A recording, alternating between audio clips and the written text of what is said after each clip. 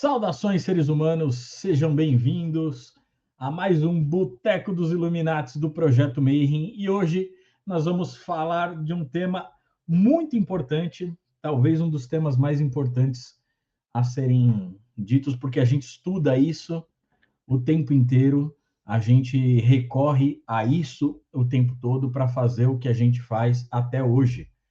Então, para falar de história, de registro histórico, nós estamos aqui com o Luciano. Seja bem-vindo, Luciano. Oi, tudo bem? Como que você está? Luciano, está me ouvindo? Não é o Rodrigo, não? Não, eu só estou falando oi para todo mundo. Ah, tá. Estou viajando aqui. Mas se não quiser, tudo bem. É só não falar oi. Se você não se mistura com essa inverteu a ordem aqui, eu viajei. Oi, pessoal, boa noite. Falou em fonte primária, né, em registro, é algo extremamente importante. Então, que bom, a gente vai ouvir o Rodrigo falar disso. É isso aí, cara. Direto das cavernas pedregosas, das estalactites, estalagmites. Pedro Pavan. Salve, salve, meus amigos cristalinos. Hoje eu estou aqui por dois motivos. Um, que o assunto é maravilhoso. Segundo, que o palestrante é maravilhoso. E eu trouxe aqui para vocês, não sei se vai dar para ver direitinho, mas olha só, esse cristal tem várias camadas dentro dele. Ele é chamado de um quartzo mestre phantom. O próprio fantasma, essas edificações internas do cristal representam eras e eras e eras históricas que foram acontecendo. Então trouxe esse guardião aqui para nos acompanhar nesse dia de hoje. Vamos que vamos! Quase vizinho do Tamusauskas, direto do Japão, Robson Belli. Ohayou gozaimasu para quem está aqui comigo, Konbawa, para quem está no Brasil, konnichiwa, vendo à tarde, sim, outro horário. É uma das últimas vezes que eu vou poder fazer essa saudação em japonês. Então, é isso aí. Vamos ver aí. Registro histórico é o que eu gosto. É parte do meu trabalho mágico, livros velhos. Então, vamos lá. Agora o maior representante do site mais perigoso que existe na internet, pelo menos na Deep Web talvez também, Tiago Tamusauskas do Morte Súbita. Boa noite, pessoal, tudo bom? Hoje o assunto aqui é muito importante, porque qualquer coisa que a gente vai estudar, uma das primeiras coisas que a gente faz é ver de onde veio, qual foi a evolução. E para destacar a importância disso, eu separei aqui o 7º pecado satânico, segundo Anton LaVey, que, entre outros pecados, tem a estupidez, a autoilusão, o conformismo, e o 7º é a falta de perspectiva, abre aspas. Novamente, a falta de perspectiva pode trazer grande dor para o satanista. Você jamais deve perder a visão de quem você é. Estamos fazendo história nesse momento, e a todo momento, todos os dias. Sempre tente manter uma ampla visão histórica e social na sua mente. Esta é uma importante chave, tanto para a magia menor quanto para a magia maior. Veja os padrões e encaixe as coisas para que você possa ver todas as peças, e para que cada uma caia em seu devido lugar. Não se abale nas impressões da massa. Tenha consciência de que estamos todos trabalhando em outro nível, além do que a maioria das pessoas concebe. Então, fecha aspas, o nosso Papa Negro também dava importância para a história. E temos aqui hoje nada mais do que um historiador magista, historiador que conhece também o ocultismo. Então, senhoras e senhores, Rodrigo Elutarque. Salve, seres humanos! Adorei o tema que o André me chamou. É um tema, assim, acho que fundamental para a gente. E quando ele propôs esse tema, eu logo lembrei dos cursos do Robson. Os cursos do Robson, ele sempre começa contextualizando os livros, os grimórios, as pessoas, e é fundamental você fazer essa contextualização para você não cair em um monte de armadilhas. Aí eu preparei aqui uma apresentação aqui de slide para eu não me perder e começar devagar. E também gostaria de pedir às pessoas que me interrompessem sempre para eu poder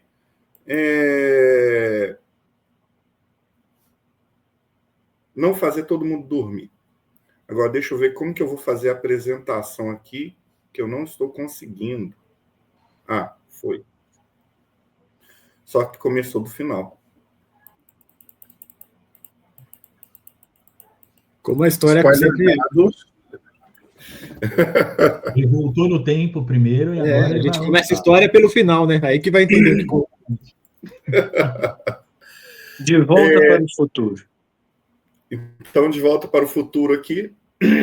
Registro, parcialidade, prejuízo histórico.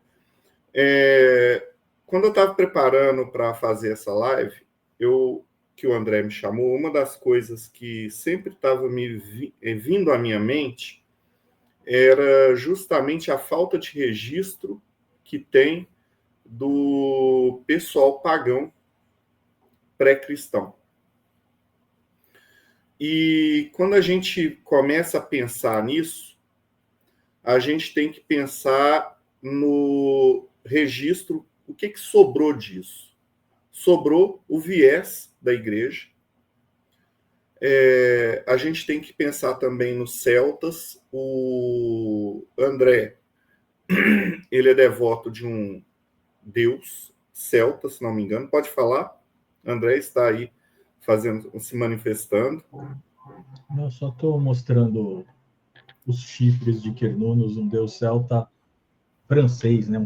Ele é franco, ele não é insular, ele não é das ilhas irlandesas, Ilha de Man e Escócia, ele é do continente. Mas sim, é um deus celta. E quais são os registros primários que você tem dele? Cara, Cernunnos é um deus quase sem registro, né? A gente tem uma presença dele na coluna dos barqueiros na França, que é onde, inclusive, a gente tem o nome dele ali, a sugestão do nome dele como Cernunnos, mas existem outro lugar que é onde aparece Cernunnos com K, se eu não me engano, na Itália, não tenho certeza. O caldeirão de Gundestrup, que foi encontrado em Gundestrup, né, na Dinamarca. E, cara, tem pouquíssimas coisas. Mitologia não existe.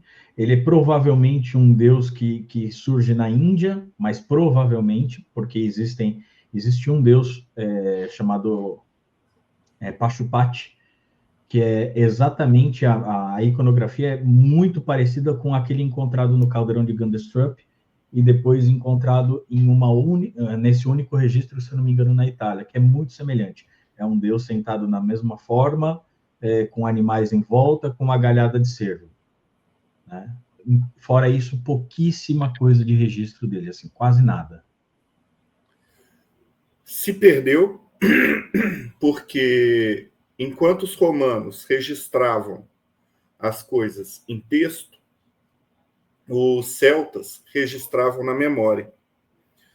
O povo celta, ele tinha,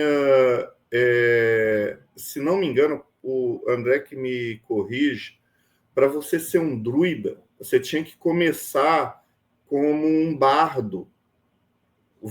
E o bardo, a função dele, as músicas, porque qual é a melhor forma do ser humano memorizar as coisas? Através de rima. Então, através das músicas, você tinha os registros de toda a parte histórica, cultural do povo. E a partir do momento que os romanos começaram a derrubar as árvores, a matar os druidas e persegui-los, você destrói a memória de um povo. É claro que deve ter sobrevivido na época de Roma, mas aí depois veio o cristianismo e aí terminou de solapar o que tinha de memória. Então, o que a gente tem está enviesado pelo que os romanos viam e enviesado pelos que os cristãos viam. O que realmente era, a gente não sabe. Então, assim, a gente tem que começar a pensar no registro histórico, e o registro histórico é qualquer coisa. uma pedra, como o que o Pedro falou, que mostra as eras sendo acumuladas ali, ela tem uma importância fundamental, porque aonde ela é encontrada, o que está em volta, você pode datar. Vira e mexe aparece na minha timeline um cocô de um viking, cocô gigantesco de um viking, que também está no museu. Ele virou um coprólito, que é chamado na arqueologia, e ele também é uma fonte histórica. Então, assim, a gente começar a pensar nisso,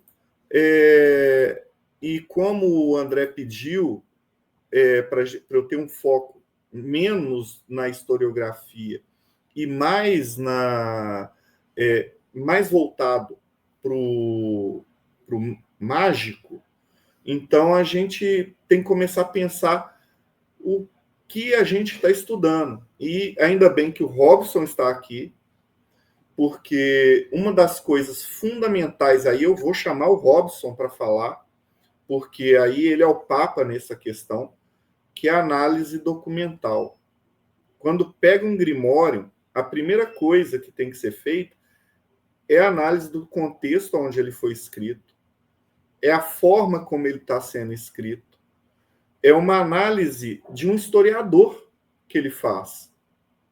Porque se ele começar a ver o grimório pelo viés de hoje, ele vai perder a riqueza do que foi escrito no passado.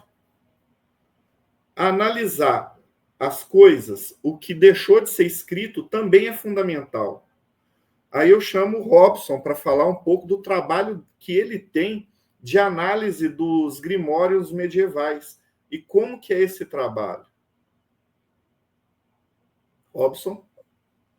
Bom, para começar, sempre quando a gente pega um texto antigo, independente da cultura, a gente primeiro precisa compreender o berço, de onde ele vem, o contexto histórico no qual ele se forma, para que a gente possa, então, ter uma mínima noção dos eventos, das pessoas envolvidas na história e do porquê um livro de revolta, porque um grimório é quase sempre também um livro de revolta contra o dogma instituído pela igreja, muitas vezes, ou pelas instituições da sua época.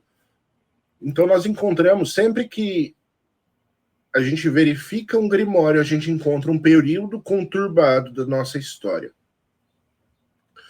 E aí a gente encontra nisso um eco, como o Rodrigo disse, do que não é dito. Um apelo social e até mesmo espiritual das pessoas por uma fé viva, por algo que traga uma resposta para além do que o dogma da instituição trazia. Então, quando nós vemos um grimório, nós temos que primeiro absorver esse fator histórico, depois sociológico, depois linguístico. E aí, na língua, entram ainda mais alguns pontos complicados, porque muitas vezes há gírias, muitas vezes há anedotas escritas, e você tem que não só compreender o que está escrito ali puramente, mas você tem que estar atento com um passo a mais. Existiam pegadinhas nos grimórios, erros propositais, aonde uma pessoa que era conhecedora olharia aquilo e falaria: isso está errado. Justamente para que aquele que não fosse conhecedor da prática errasse e não obtivesse resultado. Então, além disso, nós vamos obter níveis crípticos, onde muitos grimórios eram criptografados em linguagem ou técnicas com símbolos. E aí o Tamussauskas, aqui do meu lado, pode confirmar o quanto os textos alquímicos eram enigmáticos. Muitas vezes sem sequer palavras, só imagens para você interpretar. Então, a gente vê, não só nos grimórios, uma linguagem muito fechada, hermética ali em si mesma, como a gente vê também simbologia. A gente tem que entender que palavras mudaram ao longo dos séculos. Um exemplo mais claro que eu posso dar nos grimórios é a palavra constranger, onde hoje a gente entende por pôr em vergonha alguém, né? E nos grimórios ela significa basicamente pôr em movimento, incitar o movimento. E aí as pessoas leem hoje constranger nos grimórios e acham que Deus ou o anjo vai lá e fazer o demônio passar vergonha. E não tem nada mais ridículo do que isso. Tipo, então a gente vê essa análise, que pelo menos quem está trabalhando de maneira séria, vê essa análise e traz isso de maneira mais clara para que não só os leitores, mas os alunos e praticantes dessas artes ainda vivas hoje, porque a magia não morreu, não vai morrer, a alquimia não morreu, não vai morrer, e se você não sabe disso, volte 2 casas.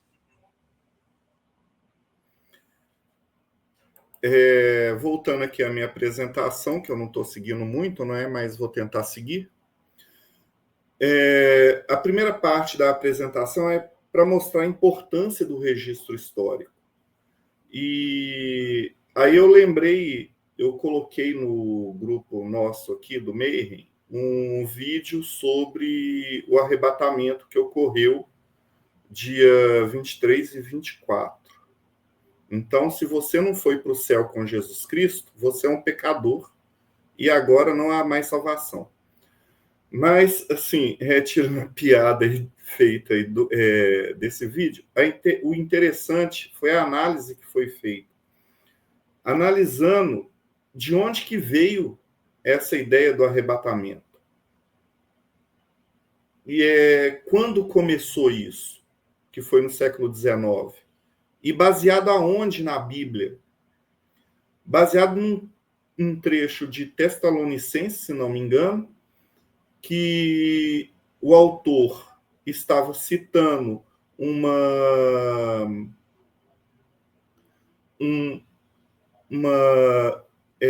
como que eu posso? Uma tradição romana de receber os líderes nos portões da cidade e acompanhá-los até a cidade e depois sair. Então, ele faz essa comparação falando que ocorrerá um momento em que os cristãos irão até os céus para receber Jesus Cristo e trazê-los para a terra. E aí, no século XIX, a pessoa fala que só vai embora da terra para o céu. E aí, o cara lá na África do Sul fala que Jesus Cristo disse para ele que dia 23 e 24 ocorreria o arrebatamento e todo mundo iria embora. Então, se você não foi embora, então você não foi salvo.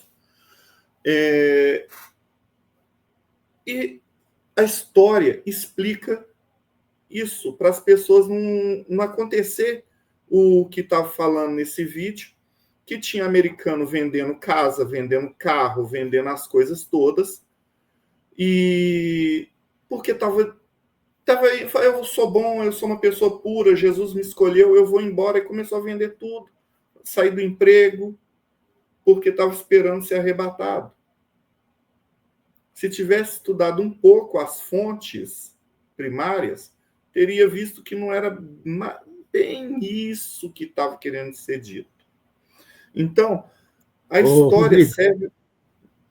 Pode falar. Posso dar um outro exemplo de mal-entendido histórico que eu acho bastante interessante? Por favor. Na má compreensão da origem de uma palavra pode criar mitos, né? Mitos inteiros, que os mitos vão crescendo com o tempo. Tem um caso que eu gosto bastante, que o pessoal estava lá, acho que era na Groenlândia, um lugar nevado, não sei exatamente aonde, ou no norte do Canadá, e aí viram assim, tava aquela nevasca assim, e viram alguém se aproximando assim, né? Só que não só dava para ver a silhueta, né? E aí o cara lá acho que era inglês, perguntou para os nativos, o que é aquilo ali? Apontou, né? E o pessoal falou assim, Yeti, Yeti! E o cara achou que era um monstro chamado Yeti, que vivia na neve, que é o pé grande, né? O abominável homem das neves. Só que Yeti, em Inuit, quer dizer, parece um homem. Sabe? Então o cara perguntou: o que é aquilo lá? Parece um homem. Só que ele não sabia falar a língua dele, então ele achou que era o nome de um ser. E aí virou todo esse mito. E aí, conforme vai passando o tempo, o pessoal começa até a enxergar os Yetis nas suas viagens, né?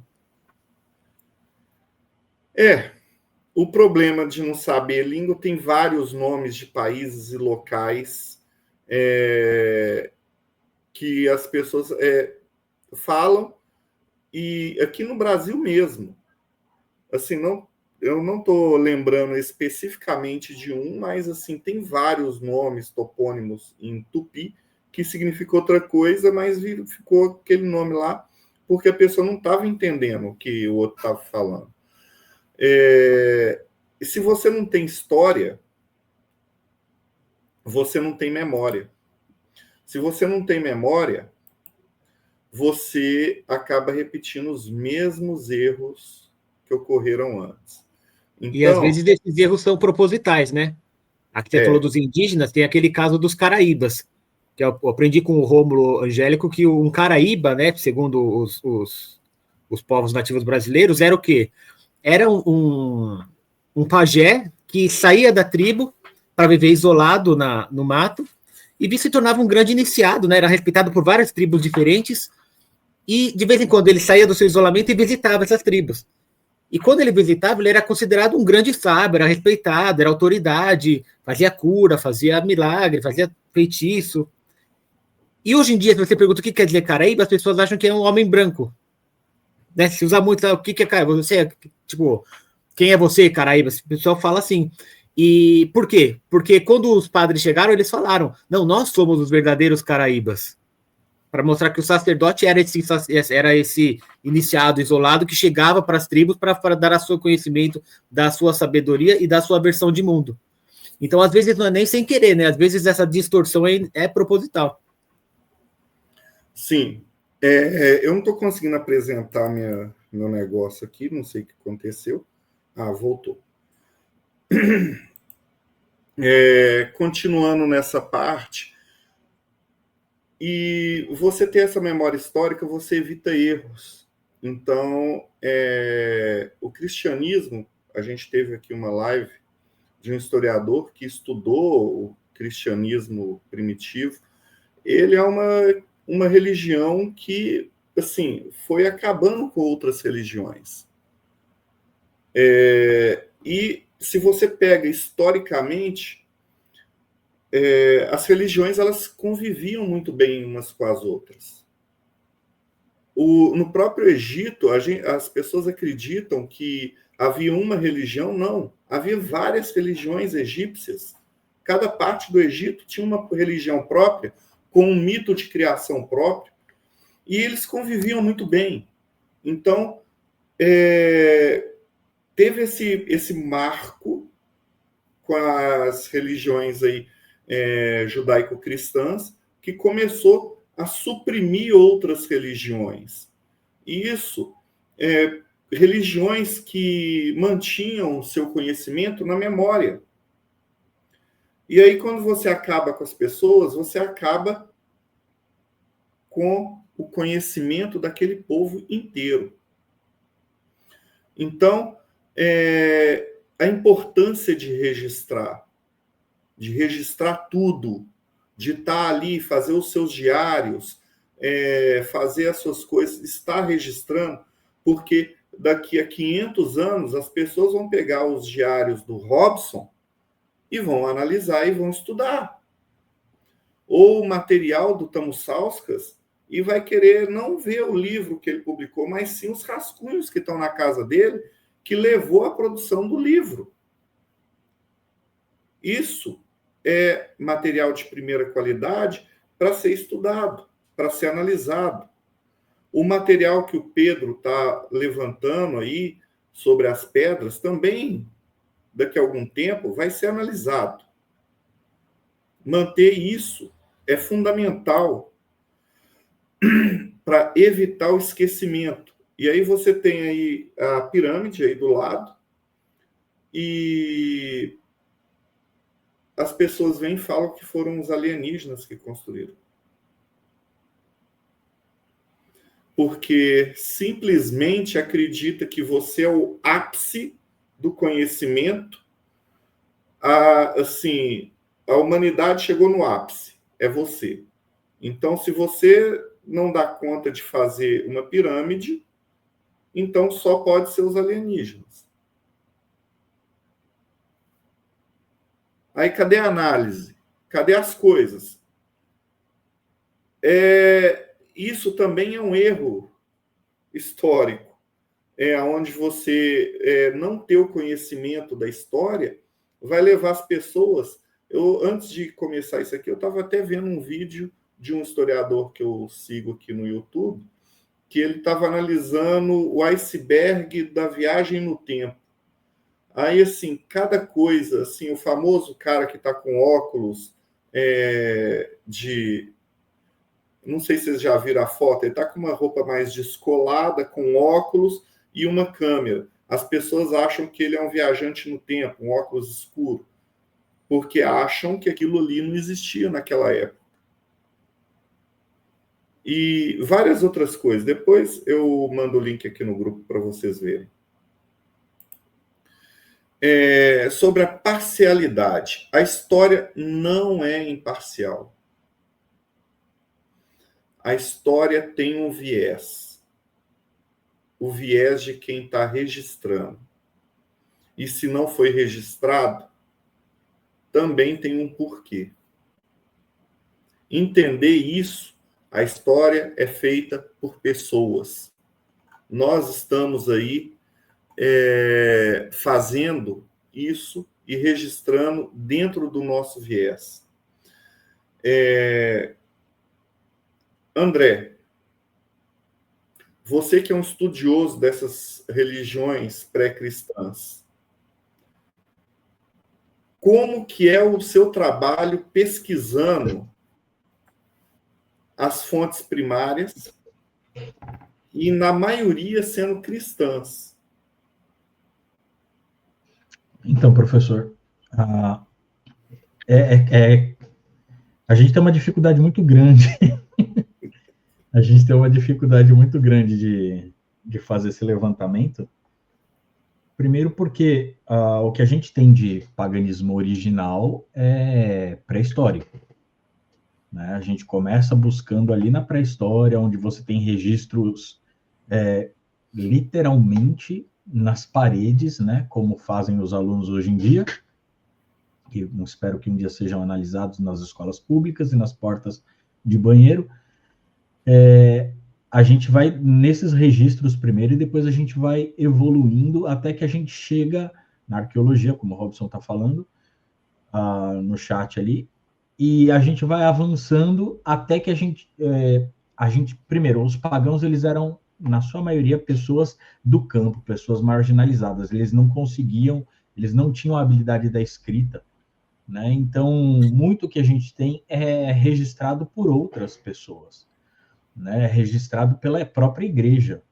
Então, você tem registros arqueológicos desde as paredes, passando pelos vasos, pelos templos, passando por esses itens que a gente tem, que são encontrados no decorrer da história. A gente vai montando um quebra-cabeça onde a gente pressupõe que aquilo era celebrado, era feito de determinadas formas.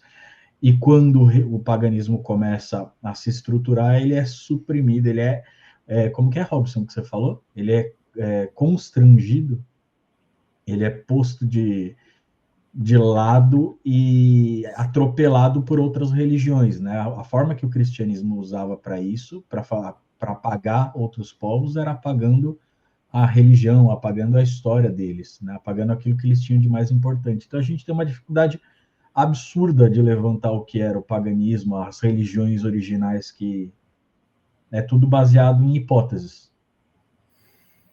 Eu vou dar um exemplo de um documentário que eu estava vendo sobre escolas nos Andes. Eu não sei se era o Peru ou algum país daqueles lá que fica nos Andes. O camarada vivia numa montanha, tinha um precipício de 2.000 metros e tinha que subir 2.000 metros para ir para outra montanha, para poder estar na estrada, as crianças dele, ir na estrada, e para poder ir para a escola.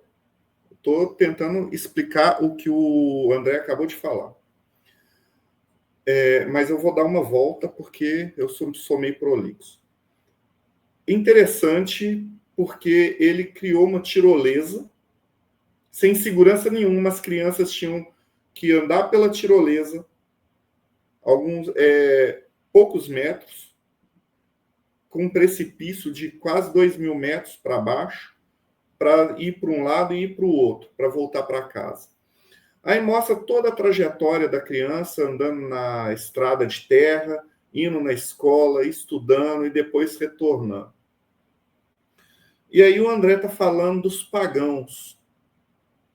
Lá mostra que ele, assim, apesar de ser pouco letrado, ele fez um ritual lá para agradecer a colheita, para agradecer os espíritos, utilizando o que ele tinha ali na mão. Ele reuniu todo mundo ali da família dele que vivia em torno da fogueira. Ele pegou itens que ele tinha à mão, até alguns brinquedos, fez um altar ali, ele realizou um ritual invocando os espíritos, agradecendo os espíritos pela colheita. Eles fizeram uma festa, e aquilo ali foi hoje, foi esses dias, e hoje eles estão ali fazendo. Isso não está registrado, isso não está em livros. Se esse pessoal morrer, se outra religião vir aí converter todo mundo, esse conhecimento vai se perder para sempre. Aí tem uma coisa, Rodrigo. Posso te fazer uma provocação? Pode, até duas. Fazer um pouco de advogado do diabo aqui. Porque, por um lado, teve todo esse massacre cultural e tal, e reescrever a história.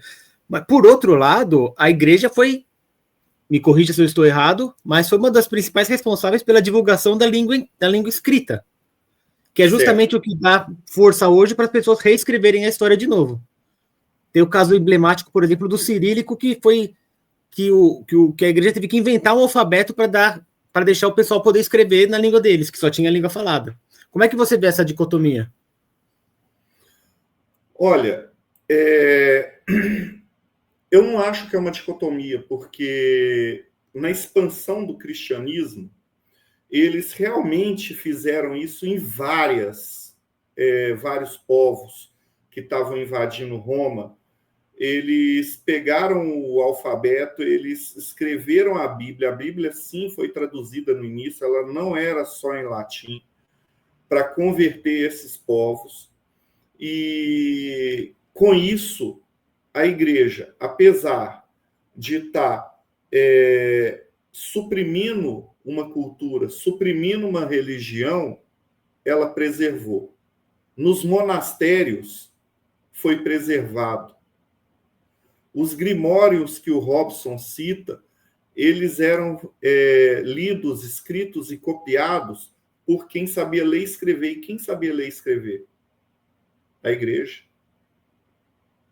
Porque quem não era da igreja, vamos supor, os nobres. Alguns nobres sabiam ler e escrever. Eles tinham interesse em escrever grimório? Claro que não. Eles estavam querendo pegar a espada e descer na cabeça do vizinho. Os pobres estavam mais preocupados em sobreviver.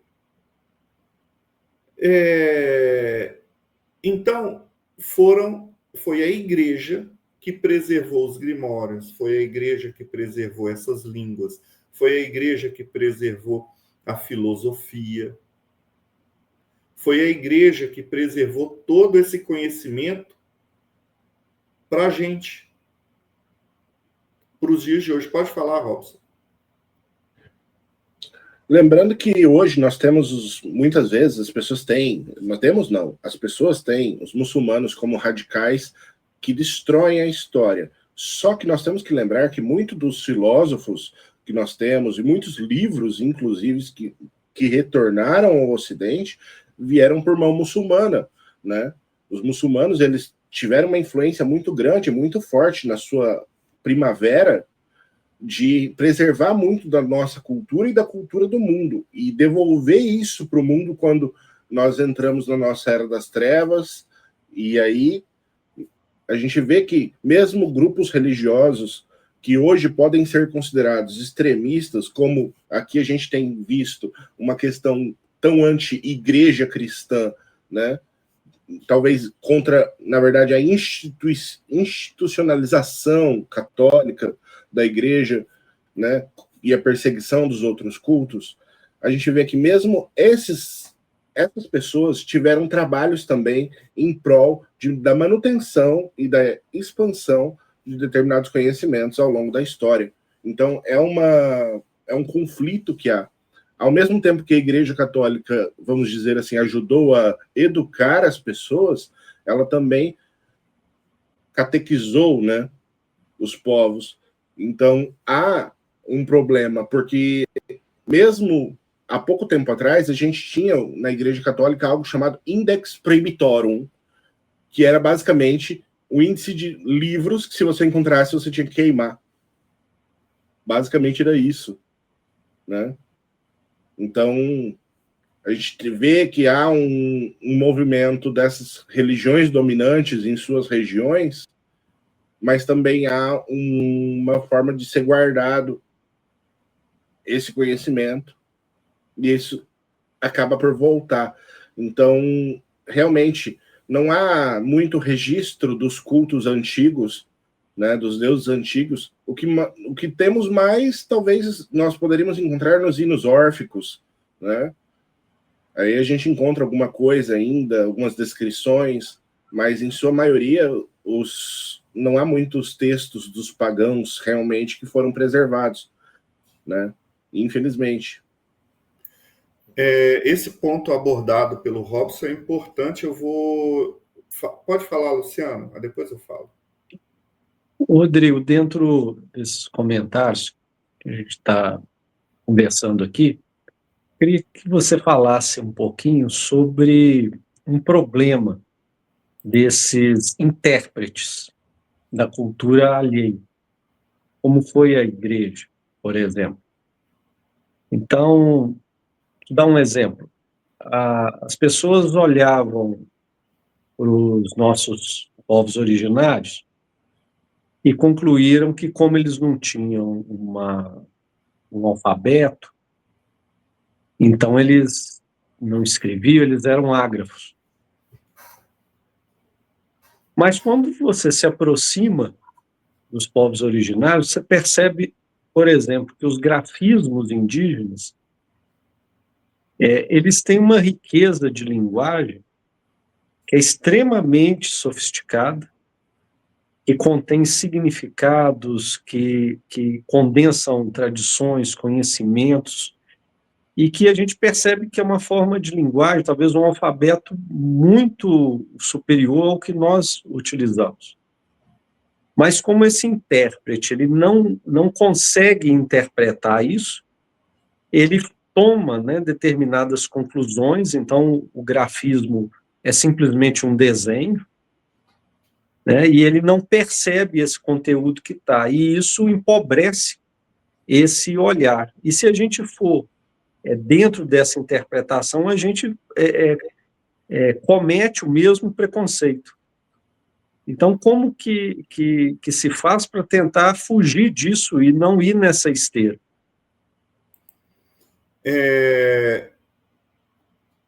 Eu tenho que falar tanta coisa só desse comentário seu, porque se você... Pode falar, André. Qualquer coisa a gente faz a fase 2 desse nosso bate-papo, fica tranquilo.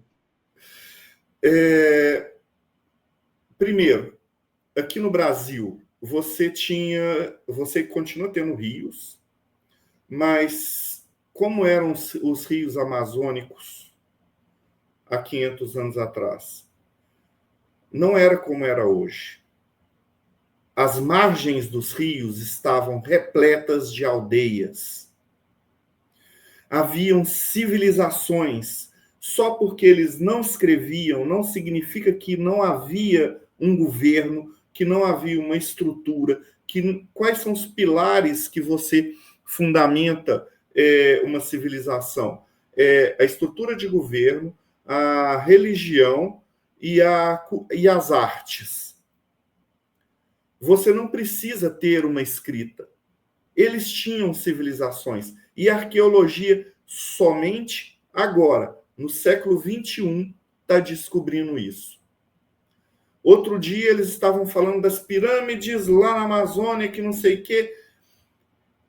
Eles estavam construindo pirâmides, porque é a forma mais fácil de você fazer uma estrutura, é só empilhar as pedras uma em cima da outra.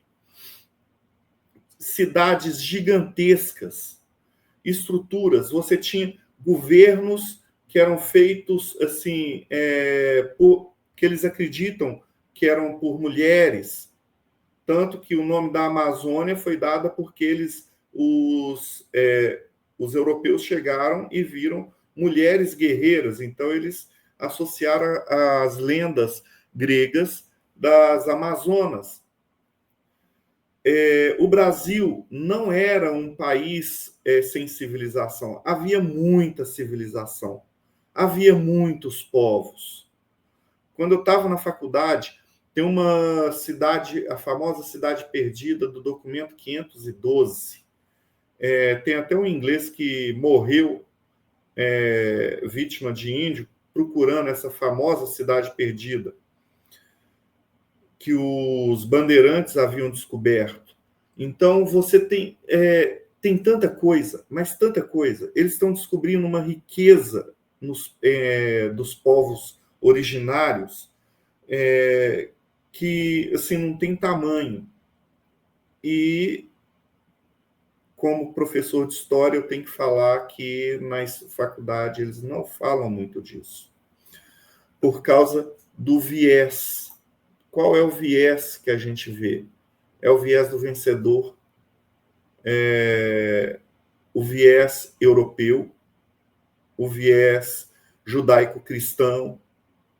Você tem grupos aí de historiadores que estão tentando trazer de volta a história das mulheres, dos escravos, dos povos originários. Aí eles são todos taxados de esquerdista, porque eles estão tentando salvar uma história que foi perdida. Eu até esqueci o que o Luciano tinha me perguntado, mas assim, é tanta coisa que foi perdido, porque simplesmente saíram matando esses índios, os povos originários todos, e convertendo eles. Assim, tem coisas que hoje a gente não aceita, que está ali registrado como canibalismo. Mas eles tinham sua própria cultura.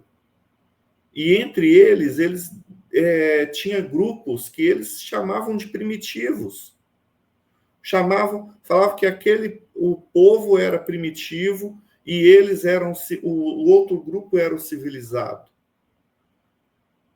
Eles tinham história. Os povos tupis, eles estavam numa jornada para uma terra prometida. Eles saíram da Amazônia e percorreram o Nordeste até chegar onde hoje é o Sudeste, procurando essa terra prometida deles.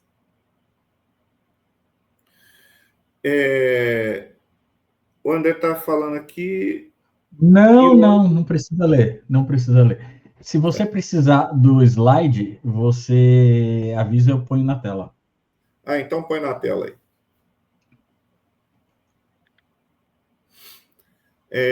Vamos continuar aqui, porque senão vou ficar dando voltas e a gente não sai do lugar. E eu já estava falando sobre os viés. O viés do vencedor, o viés de classe, e a história ela é toda enviesada. Entender isso é fundamental, porque quando você estuda história, você está criando como que eu posso dizer? Você está induzindo a pessoa a ter uma certa cultura, um certo comportamento, estudar os heróis. Você está querendo falar, ó, isso aqui é o ideal. Então, como nós viemos de um golpe militar que derrubou a monarquia, mudou todos os heróis. O inconfidente, o que é essa palavra? É uma pessoa que você não pode confiar. O inconfidente, uma pessoa que não podia confiar na monarquia, o Tiradentes se tornou um herói da República. Duque de Caxias, que saiu matando todo tipo de gente pelo país inteiro e fora, virou um herói. Eu lembro que eu era criança, eu tinha uma revista em quadrinhos com a história, a biografia do Duque de Caxias, mostrando ele como herói.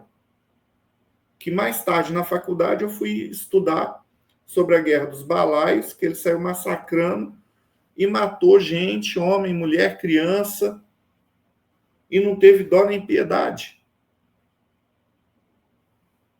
Mas vendeu a ideia de que ele é um herói. E as mulheres? Cadê a história das mulheres? Dos escravos? Eles estão trazendo agora. Um dos livros que eu mais gosto aqui, que está aqui na minha biblioteca, é Deus e o Diabo na Terra de Santa Cruz. É de uma historiadora e ela trata da Inquisição no Brasil, com os relatos da Inquisição no Brasil, descrevendo como as pessoas viviam no período colonial. Então, André, assim, ele deve perguntar para onde foi parar as bruxas da Idade Média. Elas foram mandadas para o Brasil. Vieram todas para cá, porque na mentalidade deles naquela época, o Brasil era o purgatório e o inferno era a África. Então, para você salvar a pessoa, antes de queimá-la em praça pública, as pessoas eram mandadas para o Brasil. Aí vinham as visitações, que a Inquisição era chamada de visitações. Se era pego em reincidência, mandava para a África. Aí tinha novas visitações lá na África, e se fosse pego em reincidência, aí voltava para Portugal, onde era queimado. O Brasil, se eu não me engano, teve duas visitações, se eu não me engano. A maioria das pessoas acusadas aqui no Brasil não foram, inclusive, de bruxaria, foram de judaísmo. Sim. Eu tenho esse livro, Deus e o Diabo na Terra de Santa Cruz. Tem um livro só com os nomes também e as acusações das pessoas que passaram pela Inquisição aqui no Brasil. Quem era considerado bruxa na Europa era mandado para cá, em Portugal era mandado para cá, porque também teve um período que a Inquisição ela não matava, né?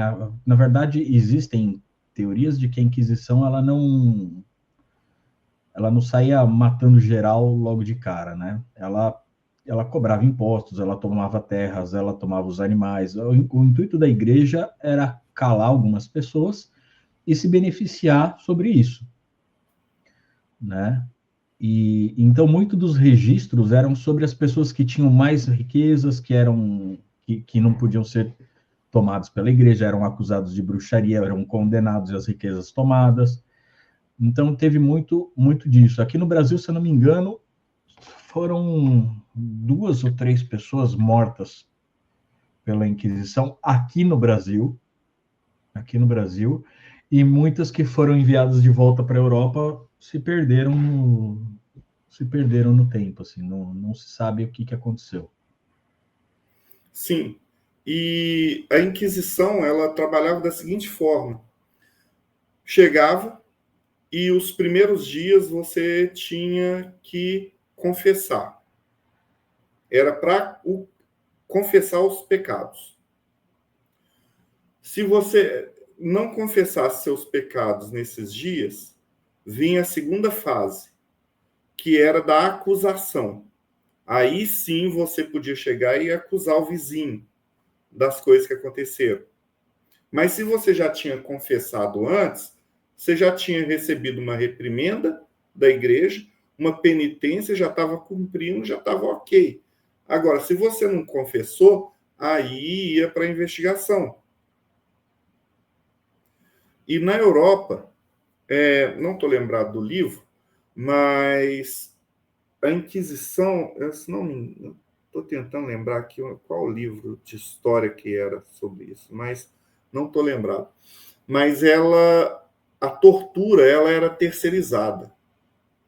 O motivo deles procurarem gente rica é porque, para você, por exemplo, o Robson é o torturador da Inquisição. Ele pega o Tamosáuskas. Ele vai cobrar por cada coisa que fizer no Tamosáuskas. Quebrar um dedo tinha um preço. Tudo tinha preço. E a conta ia para o Tamosáuskas. E se ele não pudesse pagar, ia para a família dele. Então, havia um interesse econômico dos torturadores em torturar mais e mais, porque eles iam receber dinheiro para isso. Tanto que, nesse livro, que eu não estou lembrado o nome, me desculpa todo mundo, cita um caso de uma cidade na Europa, que, assim, a população foi embora. A Inquisição chegou, ficou, eles começaram a torturar as pessoas por questões financeiras, a população foi embora ou morreu queimada e a cidade ficou deserta. Porque o interesse econômico estava grande demais. Você ganhava dinheiro por quebrar um dedo da pessoa, por dar um tapa na cara da pessoa. E aí a igreja pegava esse documento e entregava para a justiça. E a justiça é que queimava. Então a igreja até hoje fala que nunca queimou ninguém na Inquisição.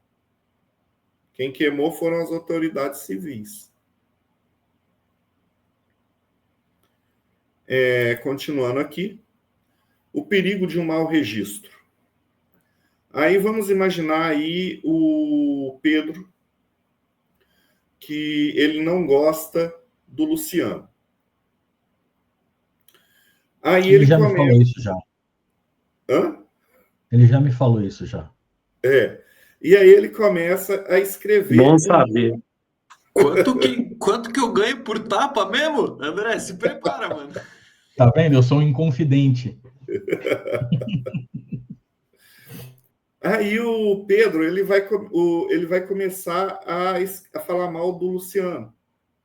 Ele vai registrar tudo. Ele vai mandar isso em jornal, ele vai escrever em revista, ele vai acabar com o Luciano. Só que o Luciano é uma pessoa pacífica. Ele não quer se defender. Ele acha que não é perda de tempo. Aí, só que todo mundo aqui é mortal. Um dia todo mundo vai morrer. Só que vai ficar somente os registros do Pedro. E aí? O que as pessoas vão pensar do Luciano? Vai pensar o pior. Porque foi o único registro que ficou. Essa é um pouco a história do Vlad Tepes, né? O Conde Drácula. Sim. Que a maior parte dos textos que a gente tem sobre ele registrado é de oponentes políticos dele. Dele mesmo não tem nada. De várias personalidades também. O que mais tem é da oposição. Até de algumas pessoas aqui que a gente cultua como herói, Conde Saint-Germain. Tem muito texto de opositores dele, acabando com ele. O Robson que ama, né? Aí, a verdade dos fatos fica como? Você tem que cruzar os dados. Você tem que começar a fazer um trabalho de historiador e que é um trabalho de detetive. Você vai ter que cruzar as fontes, você vai ter que tentar decifrar o que realmente é aquilo. Robson, fala um pouco desse caso. Do caso específico de Saint-Germain? Cara, assim, tem muito pouco registro do cara. O que tem é confuso e existe até um grimório dele que eu tentei uma vez publicar a tradução e desisti. Mas, assim, é o tipo de pessoa. São pessoas que a história conseguiu confundir tanto, os registros conseguiram confundir tanto, que hoje em dia nem cabe muito a gente discutir sobre essas pessoas, porque a gente não tem realmente algo que seja confiável sobre essas pessoas. É confiável discutir a história de Nicolau Flamel? É confiável discutir a história do feiticeiro Rasputin? Cara, é difícil discutir a história desse pessoal. Não temos fontes que são confiáveis, fontes que são dignas de serem vistas como apropriadas para o julgamento histórico de determinados personagens. Saint-Germain é um caso desse. E, assim, a solução da metodologia de história do detetive é o trabalho que o Robson faz, que os historiadores fazem, de confrontar. Você pega um grimório que tem várias fontes, está em vários museus, ele vai ter que analisar todas as versões, vai ter que fazer uma análise do texto, que é dito no texto, vai ter que fazer uma análise de quem escreveu aquele texto, se dá para saber quem escreveu aquele texto, de quem foi o colecionador daquele texto que preservou esse texto. Não é uma coisa simples você chegar, pegar, ler e falar isso aqui é isso. Não. Tenta imaginar um diário que está falando que no dia XYZ choveu. Realmente choveu? Como é que você vai saber? Você vai nos jornais e vai saber se choveu. Aí 10 jornais falam que choveu, então existe uma grande probabilidade que naquele dia tenha chovido. Você nunca vai taxar as coisas como, foi isso que aconteceu. Porque você tem que analisar fontes primárias, fontes secundárias. Isso aqui entra muito no trabalho, nessa análise que o Robson está fazendo. Ele pega as fontes primárias, depois ele pega as fontes secundárias, que são as pessoas que falaram daqueles grimórios. Ele faz uma análise. E nenhuma fonte é uma verdade absoluta. E você tem que fazer um trabalho de detetive, literalmente, para poder entender o que realmente, o mais próximo da história. Então, no caso aí das religiões pré-cristãs, você tem poucas fontes e você, para poder reconstruir o que acontecia ali, vamos pegar o caso de Quernouros, para tentar entender como era esse culto, você teria que pegar outros cultos, ver qual era a prática que era mais feita ali, e você pode ser que faziam desse jeito. Pode ser. Mas nada assim. Era isso. Era aquilo. A não ser que Quernunnos venha, apareça para o André e fale, eu quero ser cultuado desse jeito, aí acaba. Aí vai ser esse fato. Aí eu sou internado, Rodrigo. Hã? Aí eu sou internado. Não. Ué, tem tanta religião que começou assim? E isso não é uma boa resposta, não, cara.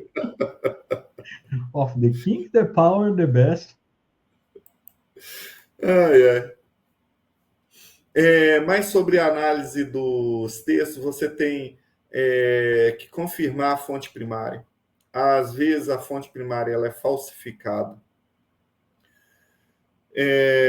Quando eu estava fazendo essa parte aqui, eu estava lembrando daquele, se não me engano, é aquele livro 1984.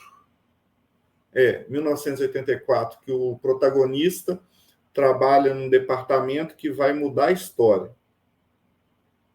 Porque se você muda a história, e ele lembrava no passado, quando ele era criança, que os inimigos, que determinado grupo, porque só tem 3 potências no mundo, determinada potência era inimiga. E agora ele estava apagando tudo que dizia que era inimigo para mostrar que aquela potência era aliada. Então, isso acontece. Você vai no Egito Antigo e você tem grafismos em palimpsesto. O que é isso? É você gravar em cima do que foi gravado. E eles fazem isso demais com o nome de faraó que eles não gostam. O mais famoso de todos é Tutancâmon, Akenaton, que teve a brilhante ideia de fazer um monoteísmo no Egito. Depois que ele morreu, eles foram apagando o nome dele assim em todos os templos. Queria apagar a memória. Nem que fosse falsificando as coisas. Isso tudo tem que ser analisado. Tem que ter uma análise crítica da fonte primária. Você não pode pegar a fonte primária e achar que só porque ela é do passado, ela é verdadeira. Senão, pode falar, Robson. Só lembrando que pessoas mentem, tá? Só lembrando isso, pessoas mentem. Mentem por texto ou fala, não é só... Sim, justamente. Era isso que eu ia falar. As pessoas mentem e escrevem suas mentiras. E você tem que analisar. Aí vai o fulano de tal, pega um grimório lá do passado, que está com um monte de rabisco, e se você não tiver um pouco de análise crítica, você vê que aqueles rabiscos poderiam ser parecidos com letras hebraicas, e aí você poderia entender que quem fez a cópia daquele texto não sabia hebraico, e como ele não sabia hebraico, ele só rabiscou as coisas ali. E aí, aí fica parecendo um garrancho. Então, você tem que ter essa análise, você tem que ter isso, porque senão, assim, já que a gente está aqui mexendo com o ocultismo, você vai começar a fazer besteira. Então, pode falar. Em grimórios, é muito comum a gente encontrar hebraico cursivo, o que é muito diferente do hebraico como a galera vê hoje, aquele bonitinho, né, maçorético. Não. Muitas vezes o que nós encontramos é hebraico cursivo, e num belo garrancho cursivo ainda. E isso, agora imagina, chega um hebraico cursivo para um cara copiar, só que esse cara não é letrado em hebraico. Ele é só um copista. E a profissão de copista medieval, muitas vezes, não dizia que aquele ser humano sabia ler ou escrever. Dizia que ele sabia copiar as letras. Tá? E isso é uma coisa que muita gente não sabe, mas copistas medievais muitas vezes não eram letrados, não eram pessoas que sabiam ler e escrever. Eram apenas pessoas que replicavam letras. Eu gostaria, assim, muito obrigado por você ter falado isso, porque na Idade Média, hoje, a educação faz você aprende a ler e escrever ao mesmo tempo. Na Idade Média, você primeiro aprendia a escrever. Depois você aprendia a ler. Porque escrever é desenhar. Você não precisa saber ler para desenhar. Se você consegue desenhar bem, você consegue escrever em qualquer alfabeto. Principalmente se você estiver copiando. Então, você pode escrever um livro sem saber o que está escrito naquele livro. Aí, depois, as pessoas eram alfabetizadas. E também, falando de garrancho, tem um... Eu esqueci... qual livro de Telemann, de Aleister Crowley, que foi publicado pela Diamond, que lá no final tem os textos originais do Aleister Crowley. Que letra horrorosa. É o próprio livro da lei mesmo, né? Que ele fala que tem que ter o original na letra desse. É horrível. É horrível. Sim, o povo vai jogar pedra em mim, mas é horrível. Eu sou professor, eu vejo garrancho de adolescente que é melhor do que o garrancho do Aleister Crowley. Desculpa quem ama ele. Mas é muito ruim. Aquilo ali, quem traduziu aquilo do inglês para o inglês, eu tenho que bater palma. O cara é muito fera. Continuando aqui, para não estender muito essa live, seja um consumidor ativo de história. Isso, no nosso mundo, onde as pessoas estão aceitando qualquer coisa, e a gente já fez várias lives falando sobre as pessoas aceitar as informações da forma como está vindo, é a mesma coisa eu falo com a história. Não aceita a história do jeito que ela é imposta a você. Vá, analise aquilo, veja qual é o viés, veja quem está tentando vender aquele peixe. Às vezes tem um viés político, às vezes tem um viés religioso, às vezes tem um viés de o que teve na moda em algum tempo aí de financeiro, a pessoa, tudo passou a ser coach, tudo passou a ser uma análise de como você ficar milionário no mercado como um grande empresário. Aí começa a pegar, eu tenho um livro aqui com várias biografias de pessoas importantes dentro desse viés, que é simplesmente para mostrar, olha só essa pessoa, esse general, ele conta a história, a mesma história que você já tinha aprendido sobre a pessoa, só que sobre um viés de ser um grande empresário. Olha só o pitch aqui, olha só como você vai ser o grande empresário se você copiar essas personalidades históricas. Então, tem um pouco, seja ativo, não seja passivo na história. E continuando aqui, obrigado. E aqui é o professor Rodrigo. Perguntas? Críticas? Cara, é legal esse tipo de debate. Eu falei naquela hora da fase 2, eu acho que vale mesmo a gente avançar com esse tipo de história depois, porque é interessante a gente ver como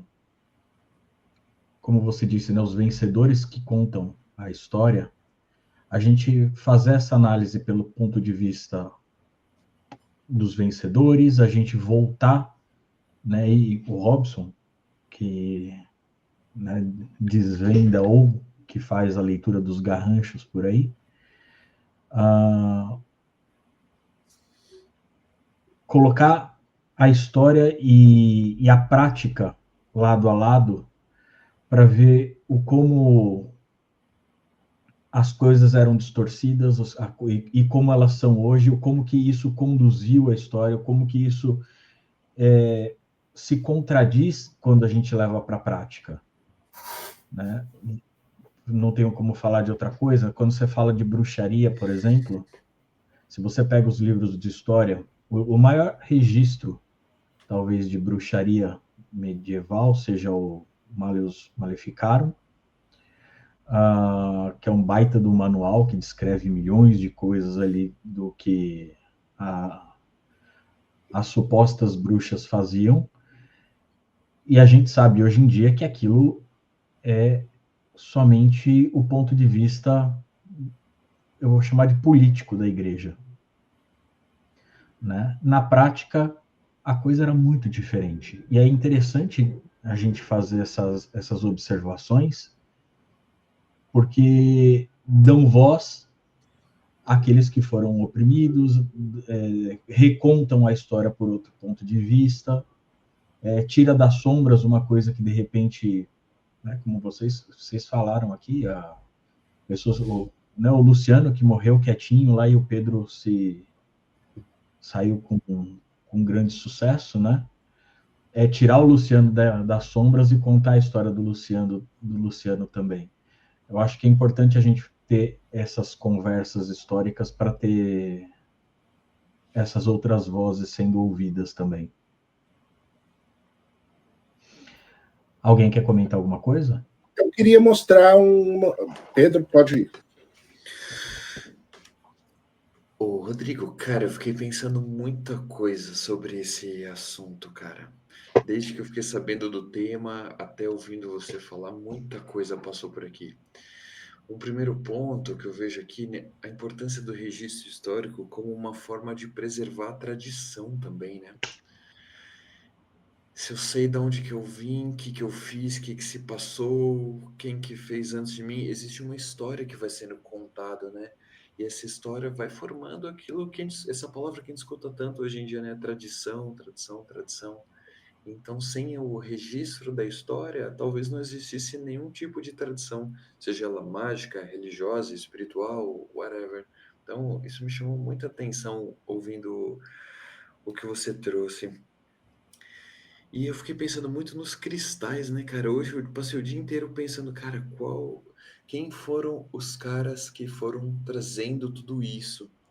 E foi muito legal, né? Remontado, tipo, a história que eu fui passando, quem foram os professores, os mestres, as histórias, que cada um desses indivíduos viveu como história. Então, a história puxa a história, né? E quando a gente analisa qual foi a história de um mestre, de um professor ou de um escritor de um livro, a gente consegue se identificar com coisas ou não se identificar, né? E isso já é uma forma também, o estudo histórico como um direcionamento daquilo que pode ser bom ou não para a gente, né? A partir da análise de quem foram as pessoas. Então, muita coisa ficou pipocando por aqui. E uma outra coisa é que, nossa, como quem conduz o enredo, a narrativa, quem conta essas histórias, tem um poder gigantesco, né? Impressionante. Até hoje tem, sei lá, se a gente pensa na linha de orixá, até hoje tem tantas pessoas que veem com olhos negativos essas tradições, porque alguém simplesmente resolveu que isso não era bom e contou uma história sobre isso, né? E até hoje as pessoas acreditam nessa história e puta que merda. Então, foi bastante impactante pensar sobre a história. Eu também acho que a gente podia fazer uma continuação desse bate-papo aí, contando histórias, né? Se a gente for pensar o contar histórias, também nos remonta aos mitos e o que era a forma de ensinar, a tradição oral, tudo isso é história, né? Então, cara, achei fantástico. Só gratidão e já fica isso daí como as minhas considerações finais também. Eu comecei essa live pensando, eu tenho que citar o trabalho do Tiago. E eu esqueci, desculpa, mas aproveitando ainda que não foi encerrado, vou falar. O trabalho dele no site Morte Súbita é de uma importância que vocês não têm ideia. Mas também tem um perigo fugaz ali que vocês não fazem ideia, porque papel a gente sabe que vai sobreviver. o que a gente está fazendo, mais ou menos, mas o que a gente está fazendo aqui, o que o Marcelo fez nesse canal, que é esse levantamento histórico dessa história oral, o que o Thiago está fazendo no site dele, com todos aqueles textos, a minha grande preocupação é em preservar, é garantir que as gerações que virão daqui a muito tempo tenham acesso. Porque senão vai ser conhecimento que vai ser perdido. E uma das coisas que eu ia abordar também é que hoje, com isso, todo mundo agora está registrando as coisas. Se tudo isso que a gente está produzindo nesses tempos de internet conseguisse preservar para que os historiadores do futuro possam ter acesso, vai ser zilhões de informações que vão ter que ser depuradas para poder entender. Eu fico imaginando o historiador do futuro pegando o site do Thiago. O Thiago já tendo morrido há 6 gerações. E ele lá tentando, vendo os textos, vendo o que ele tentou preservar, tentando entender por que ele estava tentando preservar esse conhecimento. Qual a importância disso? E esse conhecimento que ele preservou chegando a daqui a 6 gerações. O canal, o Mayhem aqui, olha o papel de ter preservado tantas vidas do ocultismo. Como era o cenário ocultista no Brasil? Quem eram as pessoas? Como elas viviam? Como se reproduziam? Está aqui. E isso tem que ser preservado, só que é de uma... aí eu fico... assim, desculpa a cultura pop. Lembrei do... aquele filme do Caçador de Androides, o 2. Blade Runner? Exato, Blade Runner, o 2. Qual foi o plot twist do filme? Ocorreu uma explosão solar ou alguma outra coisa, se não me engano, acho que foi até um ataque terrorista, que apagou todos os dados. Então, teve um momento que todo o conhecimento foi apagado ali. E eles estavam depois daquele momento. Se não me engano, acho que foi até um ataque terrorista desses androides que eles construíram, esses clones, que destruiu tudo e foi um grande apagão. Então, eles perderam todo aquele conhecimento, perderam tudo. E tiveram que começar do zero. Esse é o perigo de você perder a história. Você tem que começar do zero. É isso, cara. É isso. Eu vou fazer um comentário.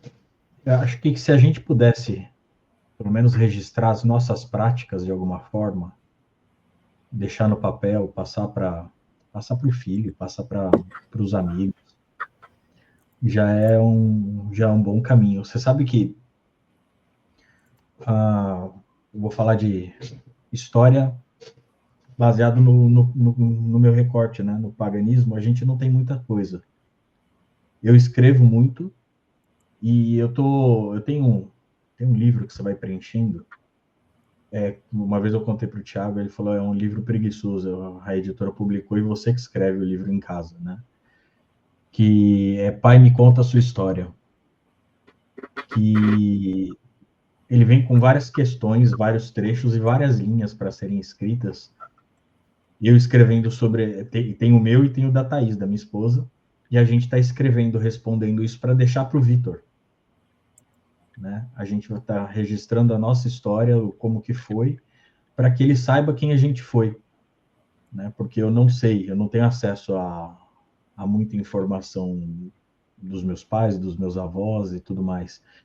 Esse tipo de registro que é simples pra caramba, cara, já seria de uma riqueza absurda se a gente pudesse dar continuidade a isso. Imagina, cara, que legal no futuro, o pessoal falando quem foi o Robson, quem foi o Pedro, o Luciano, o Thiago, Rodrigo, né?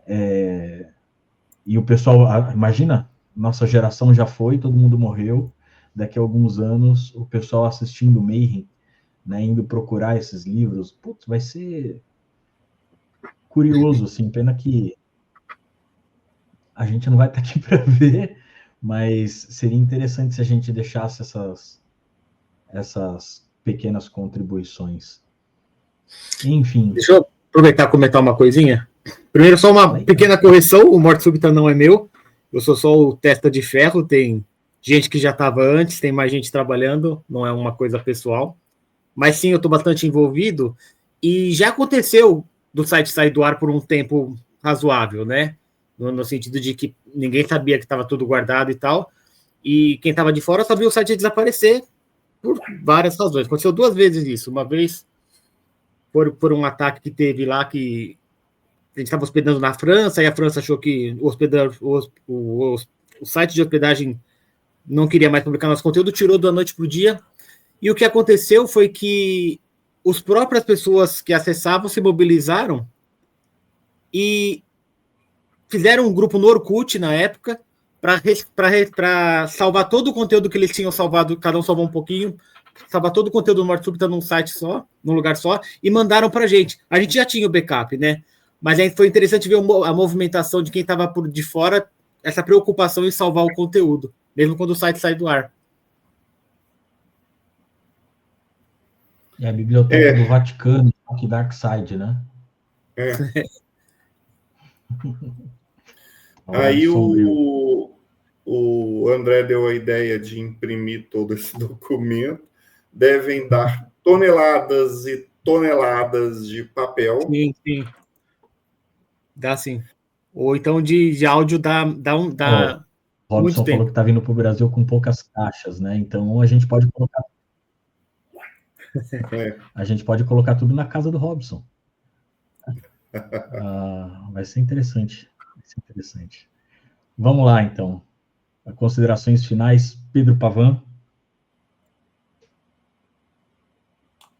Já fez as considerações, mas faz as considerações das reconsiderações. Eu vou dizer só uma última coisa. Eu vou deixar uma ideia aqui. Busquem as suas histórias. Quem estiver ouvindo aqui, busquem as suas histórias. Qual é a história do seu sacerdote, da sua casa espiritual, da sua tradição, a sua história? Escreva a sua história de alguma forma, onde você está hoje, porque até para você isso vai servir em algum momento daqui a alguns anos. Então, é isso aí, isso daí. Só vai. Gostei demais, gostei demais. Muito bem, tá. Luciano? Gostei demais, parabéns, Rodrigo. Tudo foi excelente a discussão. E especialmente esse final, quando você traz a responsabilidade para o agora, né? Nós estamos produzindo história, nós estamos produzindo conteúdo, somos responsáveis pela manutenção, né? Pela preservação, pela fidelidade daquilo que a gente produz e desse compromisso que a gente tem de preservar isso tudo para quem vier depois de nós. E achei isso fantástico. Parabéns.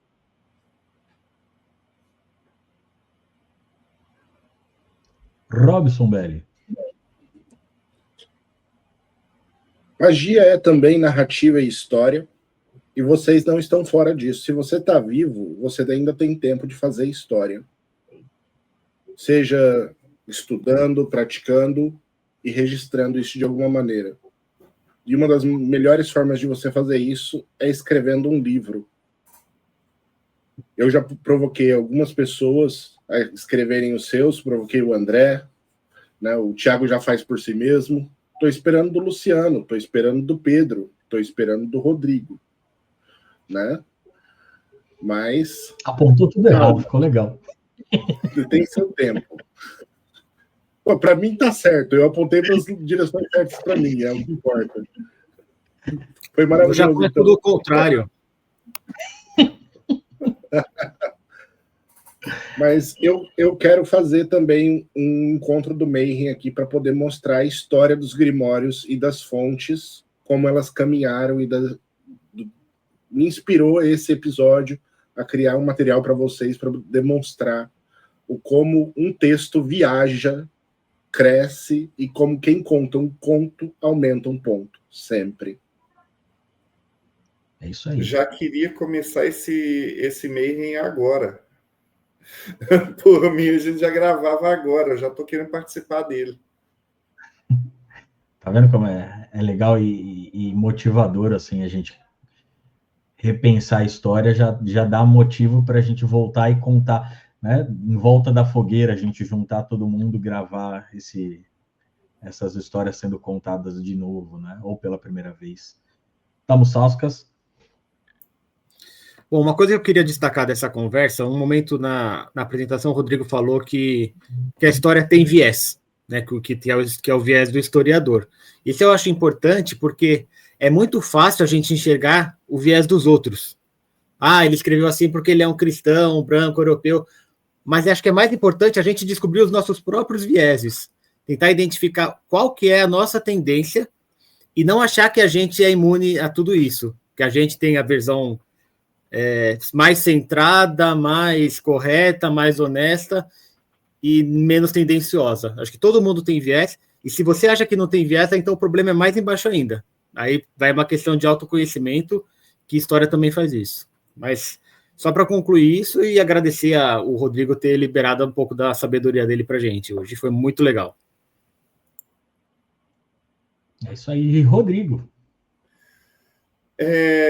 Obrigado por todos vocês estarem aqui. Muito obrigado. Foi muito divertido. Foi melhor do que eu imaginei. É um assunto que eu gosto. Fiquei preocupado em entediar as pessoas e por isso que eu chamei todo mundo para participar. O Thiago abordou assim, um ponto interessante, que é entender qual é o seu próprio viés. O Robson trouxe essa parte importante de como que funciona esse trabalho dele. O Pedro também, eu gostaria muito de uma live sobre quem foram os professores dele, onde que ele aprendeu, como que é essa parte toda da história. O do Luciano também, que o Luciano tem tanta coisa, ele traz tanta coisa interessante para cá. Também gostaria de saber um pouco mais dessa história. E como foi falado aqui, o André falando sobre a história da família, eu também não sei da história da minha família, eu tentei fazer minha árvore genealógica, isso é um trem complicado que vocês não fazem ideia, e saber nome e onde a pessoa nasceu não é tão importante, assim, tem sua importância, mas saber quem foi essa pessoa, como que ele viveu, qual é a sua profissão, como foi a vida dele, também é importante para você saber dos ancestrais. Tem coisas que eu não sei da minha própria família, porque teve as brigas lá no passado e o povo não fala sobre aquilo. E eu só posso fazer minhas conjecturas. Então, a história que está sendo... acabou morrendo quando os meus parentes morreram. Meus tios, meus pais, etc. Então, é importante saber isso. É importante o trabalho que o André está fazendo. Vamos contar a sua própria história. Registrar. E essa live foi muito bacana. Foi muito bacana. Eu gostaria de participar mais de lives de história. Vai ser muito bacana, cara. E elas virão. A gente já está falando no chat aqui, o Pedro, o Robson, sobre trazer esse conteúdo. Vai ser Muito bacana, é só a gente agendar lá e trazer para cá. Pessoas, valeuzão por hoje, por escrever mais uma página da história do Mayhem, página do ocultismo e da importância disso tudo. A gente se vê no próximo Boteco para mais histórias. Beijo para vocês, até mais, tchau, tchau.